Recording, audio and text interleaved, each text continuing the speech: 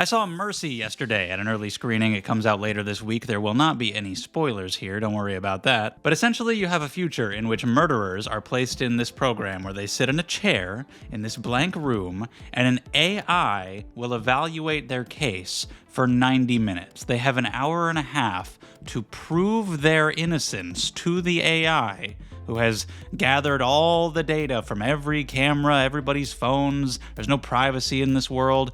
And if you can't prove your innocence, you die. The AI kills you.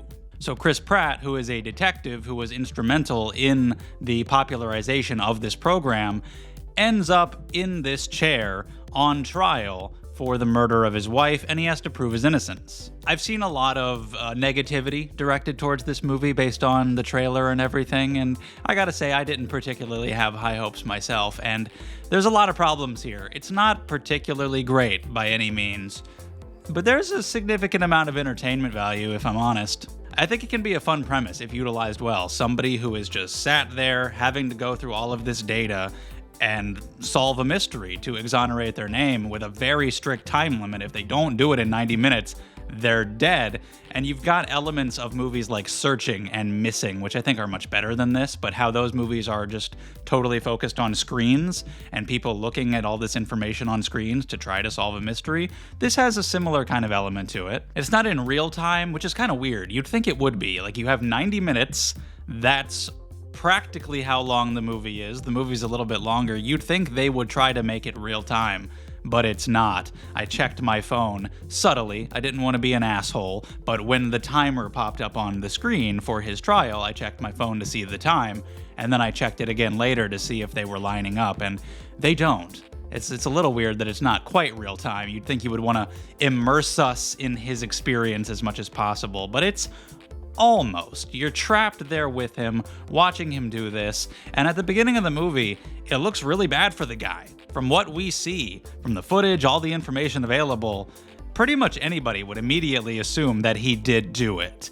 And he got blackout drunk the day before, so he doesn't actually remember. So as far as he knows, he might have done it. So there's a lot of tension at the beginning, because it doesn't seem like there's any way he could get himself out of this, and he has to prove it to this cold, unfeeling AI who's just going to go off of the pure facts. And the timer in general adds a good amount of tension, especially as you get to like the last 30 minutes. It's like do or die. And so I felt a lot of suspense in some of those scenes. And for a good chunk of the story, I was engaged enough to want to find out what really happened, who did it. Rebecca Ferguson plays the AI, and a lot of this movie is shot with just close-ups. And so a good chunk of the story is just you staring directly at Rebecca Ferguson's face. So the movie gets a few extra points just for that. If AI was just Rebecca Ferguson, I'd probably be more in favor of it. But she is good in the movie, and then you got Chris Pratt on trial, and I was a little bit mixed on him. I think for the most part, he works here. There are some scenes where he has to get intense and emotional, and I think he nails it. But there are some other scenes where I didn't quite buy him. I just felt like maybe a different actor would have been the better choice for a role like this. Maybe somebody older, maybe somebody who is just more intense naturally. Because this premise makes me think of Minority Report, which is not a favorable comparison for this movie because Minority Report is so much better, but the premise makes you think of that. It made me think of Tom Cruise, and I was like, holy shit, what if Tom Cruise was in this? And then I realized he'd be reuniting with Rebecca Ferguson from Mission Impossible. That made me think of Mission Impossible 3. And I'm thinking about the opening scene where he's tied to the chair and he's having to beg and plead to Philip Seymour Hoffman not to kill his wife. And I'm like, holy shit, that could have been the whole movie.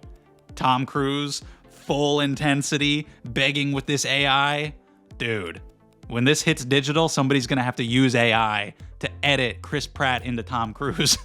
See how it plays. But I think Pratt was fine. This movie was not going to be Oscar material, no matter who starred in it.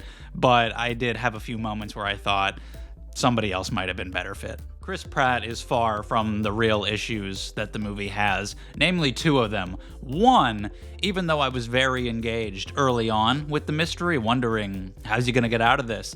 As the pieces start to fall into place, it is so mind-numbingly obvious. It is ridiculous. I don't know when writers are going to learn that if you have a murder mystery and you have a side character who just kind of shows up from time to time, in scenes where they don't even need to be there. The scene isn't even focused on them, but they're also just kind of there, as if the movie is saying, we want to remind you that this character exists, so we put him in this scene for no reason. Well, gee, I wonder why you want to remind me that that character exists. Is that character going to be majorly important for the reveals at the end of the movie? You think?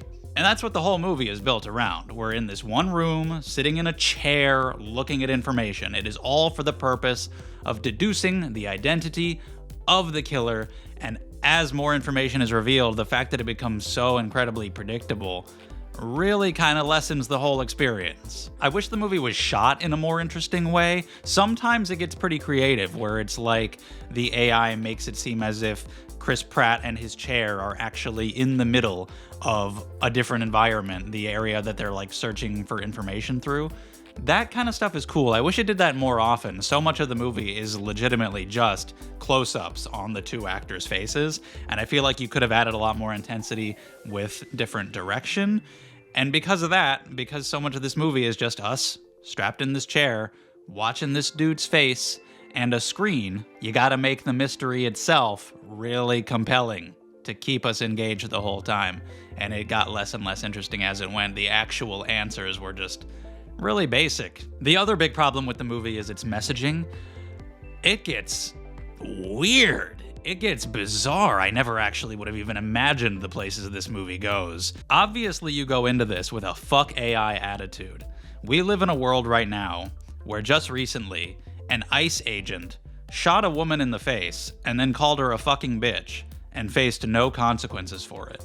We live in a world where AI is going to be taking people's jobs, where it's invading all these aspects of life, where it's going to be able to do all these scary things, and people are rightly worried about that. And you're combining those two things, where the AI is the thing that is going to be able to summarily judge and execute you. Making this movie in this time seems like a very clear fuck AI sentiment. That's what everybody's going to be thinking about this movie.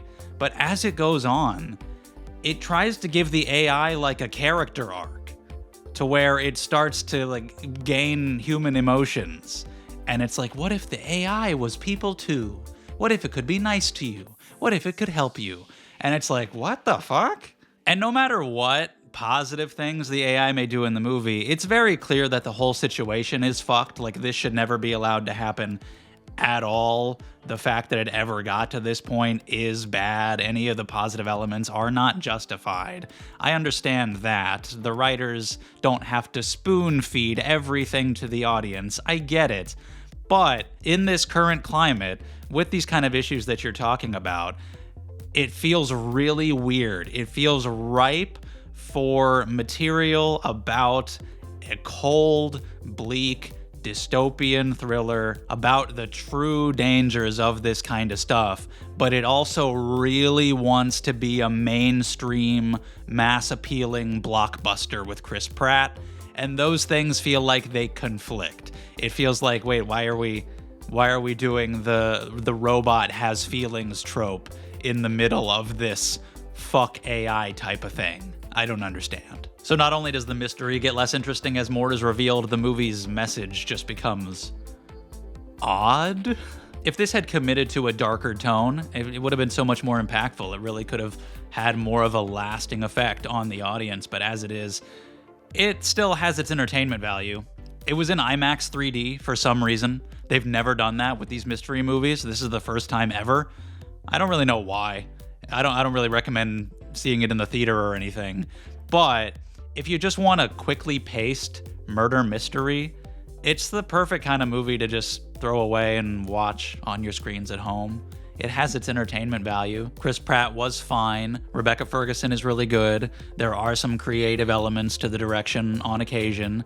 The timer creates a sense of tension. There are some compelling elements to the mystery early on. So I was mostly engaged, but I definitely found myself shaking my head often because of all the mistakes it was making and how much better it could have been. I'm not ready to just jump on a hate train and be like, oh, it's the worst movie ever, because a lot of people thought it would be, but it has serious problems for sure. I'd give it a 6 to be generous, Just basing it off some of the entertainment value I had, if I'm being a little more fair, it's probably more around like a 5. I'd recommend watching Searching and Missing. I remember the first time I watched Searching, the ultimate answer to the mystery in that movie kind of blew my fucking mind. That was cool. But leave your thoughts down in the comments. This was all just my opinion, so whatever you thought here, if you were engaged by the mystery or you found it predictable, if you liked the performances, what you thought about the messaging, that's definitely an interesting topic. Am I alone in thinking that that was really weird? Anything you think, we can talk about it down in the comments. Thank you so much for watching. If you enjoyed, leave a like, subscribe if you want to see more from me. I appreciate it, and I hope to see you next time.